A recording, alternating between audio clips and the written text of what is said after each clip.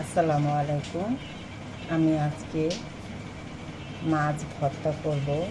এই মাছ দুটো অনেক দিন ধরে ফ্রিজে পড়ে আছে, মানে খাওয়া হয় না। তো এখন আর কি করব, দুটো মাছ, এই মাছ আবার একটু কাটাও আছে। তো এখন আমি মাছটা একটু লবণ আর একটু হলুদ দিয়ে মেখে নিব।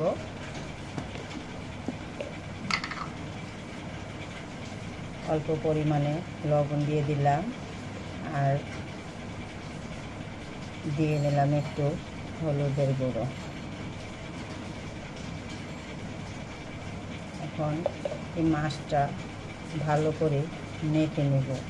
আর মাছটা আমি এতটাই ভালো করে ভাজবো, পুরো মাছটা মানে মচমচা করে ফেলবো, যাতে পাটা বাটবো, পাটা বাটতে গেলে কোনো কাটা না থাকে, শুধু মাঝখানের কাটাটা ফেলে দিতে হয়।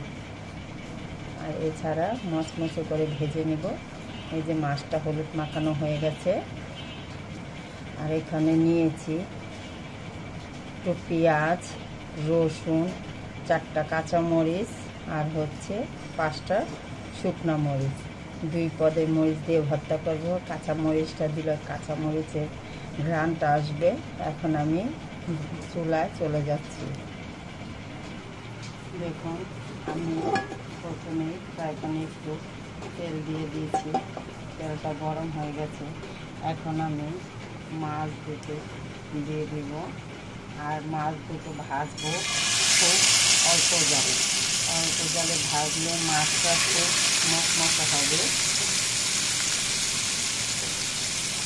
মাছ দুটো দিয়ে দিলাম। এখন আমি অল্প জালে রেখে দিই, একেবারে মচমচা করে মাছ দুটো ভেজে নেব। দেখুন, মাছ দুটো প্রায় ভাজা হয়ে গেছে। মাছের ভিতরে যতটুকু পানি ছিল চেপে চেপে মাছ থেকে বের করে নিয়েছি। কোনো মাছে পানি নেই। এখন আমি এখানে মরিচগুলো দিয়ে দিব। এই মাছের সাথে ভাজা হয়ে যাবে মরিচগুলো। তাতে দিয়ে দিব পেঁয়াজগুলো, দিয়ে দেবো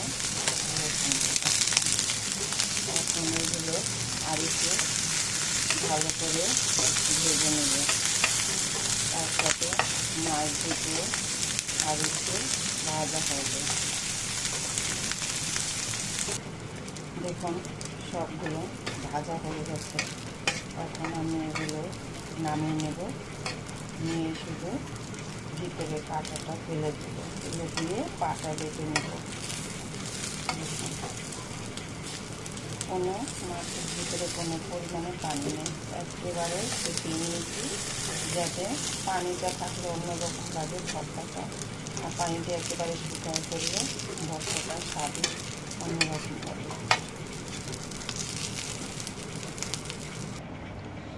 দেখুন, যে মাছটা আমি 2 সাইড থেকে সরিয়ে নিয়েছি। আর এখানে একটু বড় বড় কাটা থাকে, সেটা ওই টান দেওয়ার সাথে সাথেই চলে গেছে, বা কাটার সাথেই চলে গেছে। এখন আমি এটা পাটা ভর্তা আর হচ্ছে কাটাগুলো। এখন কাটা মানে আমি পাটা ভর্তা করব।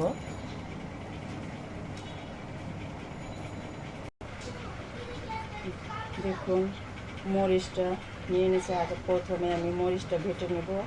আর মাছে যেহেতু লবণ দিচ্ছি, তারপরে একটু লবণ লাগবে, অল্প একটু পরিমাণে লবণ দিয়ে নিলাম। আর লবণটা দিয়ে মাছ ইটা বাটলে কাঁচা দুটো মরিচটি বাটলে খুব মানে তাড়াতাড়ি হয়। তাই যে বেটে নেবে এইভাবে। এখন মাছটা বেটে নেব। এই যে পেঁয়াজটা রসুনটা একটু বেটে নিয়েছি। আর পেঁয়াজটা আমি হালকা বাটা দিব, মানে আনাম রাখবো। এই দেখুন, একটু আনাম করে বেটে নিয়েছি। তাহলে ভর্তাটা খাওয়ার সময় যদি একটু চাওয়ান পরে খুব ভালো লাগে। এখন এটা আমি ভালো করে মেখে নিব। দিয়ে দেব অল্প পরিমাণে একটু সরিষার তেল। তেলটা দিয়ে ভালো করে মেখে নেব। দেখুন সরিষার তেল দিয়ে ভালো করে মেখে নিলাম। এখন আমি ভর্তাটা উঠিয়ে নেব। যদি ভর্তাটা ভালো লাগে একটা লাইক, শেয়ার, কমেন্ট করে দিবেন। আর বন্ধুরা যারা ভিডিওটি দেখবেন নতুন, তারা সম্পূর্ণভাবে দেখে আমার চ্যানেলটি সাবস্ক্রাইব করে দিবেন। আল্লাহ হাফেজ।